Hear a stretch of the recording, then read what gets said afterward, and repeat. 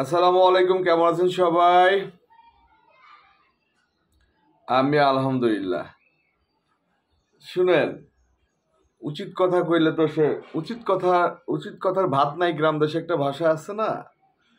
তো আমি যেদিন মুশফিকুর রহিম রিটায়ার্ড করে ওই দিন রাত 12টা-1টার দিকে আমি একটা ভিডিও দিছিলাম, সেখানে বলছিলাম সবকিছু যে বাঙালিরা ধাক্কায় পিটায় বাইর না করলে বাইরেইতে চায় না। সেটা আমাদের চলচ্চিত্রে বলেন, মানে শিল্পীদের ভিতরে বলেন, বা হচ্ছে ক্রিকেটার শিল্পীদের একই কাতারে। Generation gap. ওই যে তামিল ফলো করে, একটার পিছনে তামিল ফলো করে, কিন্তু তামিলরা যেটা করে ওটা করে না। তামিলের একটা ভিলেন থাকলে, তার ছোট ভাই থাকলে, তার রাইট হ্যান্ড থাকলে, লেফট হ্যান্ড থাকলে, আশেপাশে যারা থাকে সবাইকে প্রতিষ্ঠিত করে। আর আমাদের আমাদের ডিরেক্টররা তামিল ফলো করে, কিন্তু একটার পিছনে 10টা দাঁড় করায় রাখে। দাঁড়ায় থাকে কারা? ফাইটার কিছু লোক আছে, মারামারি করে। আমরা যারা আর্টিস্ট, আমাদের দাঁড়ায় রাখার চেষ্টা করে, কিন্তু আমি দাঁড়াই না। এই জন্য অনেকের ইয়া, এই যে ছবিগুলো হইতেছে না, প্রত্যেকটা আমার ডাকছে, যাই নাই, যাব না। যাদের করা দরকার করুক, ঠিক আছে? তো ব্যাপারটা হলো যে ওই জেনারেশন গ্যাপ। একটা সময় আমাদের হুমায়ুন ফরিদি, তারপরে হচ্ছে সাদেক বাচ্চু, আহমেদ শরীফ, তারপরে হচ্ছে রাজীব সাহেব, তারপরে হচ্ছে খলিল সাহেব, অনেকেই ছিল। এখন সবেদন নীলমণি, একজন মিশাভাই আছে। তো দেখি মিশাভাই না থাকলে কারা দাঁড়ায়? পরিচালক এখন তো এফডিসি কেন্দ্রিক মানে কেউ ওইভাবে সিনেমা বানায় না। বাইরে যারা বানাবে ওরা ওই ছোট পর্দা থেকে নিয়ে বানাবে বা অন্য কোনো জায়গাতে আনবে। এফডিসির কোনো প্রোডাক্ট নাই। কারণ কি? ওই যে একজনে মিশা বাইরে তো হিসু করার সময় দেয় না। মনে করেন যে একেবারে তার একেবারে পুরা তামা তামা বানায় ফেলাইছে। মিশা ভাই কত সুন্দরভাবে তৈরি হয়েছে। একজন হুমায়ুন ফরিদির ছেলে হয়েছে, একজন মানে আহমেদ শরীফের ছেলে হয়েছে, একজন রাজীব সাহেবের ছেলে হয়েছে। আস্তে আস্তে তৈরি হয়েছে। কই, আমারও তো কেউ একটা ক্যারেক্টারে ডাকে নাই যে খুব সুন্দর ক্যারেক্টার মিশা ভাইয়ের একটা ছেলে, মিশা ভাইয়ের একটা সলিড ভাই, যে কিনা অনেক কিছু করতেছে। এইভাবে তো কেউ তৈরি করে নাই। নিজেরা শেষ হয়েছেন, ইন্ডাস্ট্রিকে শেষ করছেন, ইন্ডাস্ট্রির নেগেটিভ ক্যারেক্টার যারা করবে তাদেরও শেষ করছেন।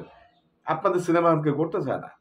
যাক, ওই ওই গ্যাপটাই পড়ছে ক্রিকেটের পঞ্চপাণ্ডব দেশকে যা দিছে তার থেকে বেশি নিছে।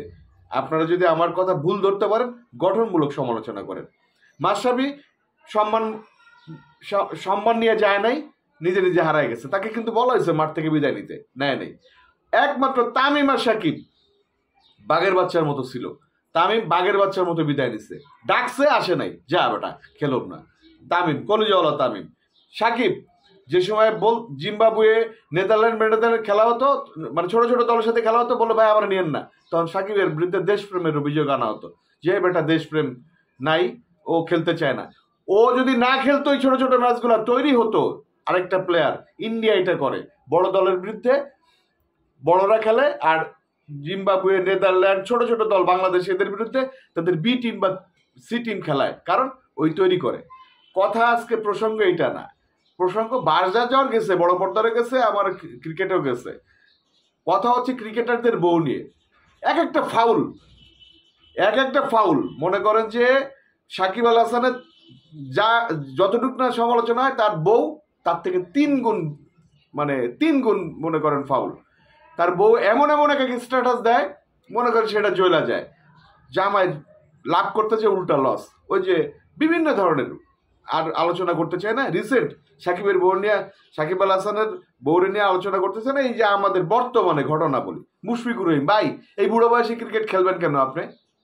আপনার লাস্ট ওয়ানডে 10-15টা ইনিংস দেখছেন আপনি? উনার ওয়াইফ হচ্ছে দিচ্ছে ভিডিও, একটা মানে স্ট্যাটাস দিচ্ছে, 20টা পেইন কিলার খেয়েছে। 20টা পেইন কিলার খেলে মানুষ মরে যায়। আজাইরে কথা, মূর্খদের মতো কথাবার্তা বলতেছে। সব নাকি দেশের জন্য করছে মুশফিকুর রহিম। তো দেশের জন্য যদি করে থাকে, তাহলে সমস্ত ধন সম্পদ সব দেশে দিয়ে দেন। আপনার হাজবেন্ডে বলেন রাষ্ট্রীয় সম্পদ রাষ্ট্রীয় কোষাগারে দিয়ে দেন, তখন তো আপনিও থাকবেন না মুশফিকুর রহিমের ঘরে। বলে আমার জামাই খাওয়াইতে পারে না। ফাউল কথাবার্তা একটা যে কয় রে ভাই, মানুষ সমালোচনা করতেছে কেন? একে তো বয়স হয়েছে, সামনে নতুনদের সুযোগ দিতে হবে, দ্বিতীয়ত ফর্মটা নাই, তৃতীয়ত আর কত খেলবে? কেন এই খালেদ মাসুদ পাইলটটা বাদ দিয়ে আপনার হাজব্যান্ডের নিছিল না ক্রিকেট কন্ট্রোল বোর্ড? তখন কি খালেদ মাসুদ পাইলটের স্ত্রী বা ওয়াইফ বা বউ কি সমালোচনা করছিল? আপনি বলতেছেন 20টা পেন কিলার খালি মরে যায়। মূর্খদের মতো কথা বললেন না। আর আপনার জামাই রাষ্ট্রের জন্য খেলছে, তাহলে রাষ্ট্রীয় কোষাগারে জান করে দেন। এই যত যা কিছু হয়েছে মানে ইনকাম করছে, দেখবেন যে আপনি চলে যাবেন। এত সমালোচনা ঠিক না ভাই, ঠিক আছে? এইটা করছে, ওইটা করছে, দেশের জন্য করছে। ভাই দেশের জন্য করছে, পরিবারের জন্য করছে, তা না হলে আজকে আপনাদের অবস্থাশালী এরম হইতো না। আপনিও আজকে রাষ্ট্রের জন্য খেলছে না, রাষ্ট্রের সমস্ত টাকা পয়সা রাষ্ট্রটা দিয়ে দিলে দেখবেন যে আপনিও নাই হয়ে গেছে। তো এগুলো বলতে হয় না।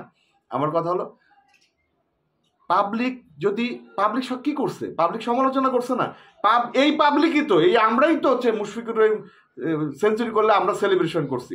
তো হয়তো মুশফিক যতবার সেঞ্চুরি করছে, যতবার ভালো খেলছে, বাংলাদেশের নাম উজ্জ্বল করছে, নিজের ব্যাংক অ্যাকাউন্টও ভারী হয়েছে। ওই যে ব্যাংক অ্যাকাউন্টের কথা বললাম, আপনি বললেন যে রাষ্ট্রের জন্য খেলছে, ওই টাকা যে পাইছে ওটা কিন্তু রাষ্ট্রেরও দেন নাই বা আমাদের দেন নাই, আপনার হাজব্যান্ড এবং আপনার অ্যাকাউন্টে জমা হয়েছে। তো যখন ভালো খেলছে, যখন প্রশংসা হয়েছে, তখন তো প্রশংসা করছে, সেটা যখন মানতে পারছেন, তাহলে যখন বাজে খেলতেছে, বয়স হয়ে গেছে, এই সমালোচনাটা নেবেন না কেন? খুব বাজে ব্যাপার। ধন্যবাদ, ভালো থাকেন, আসসালামু আলাইকুম।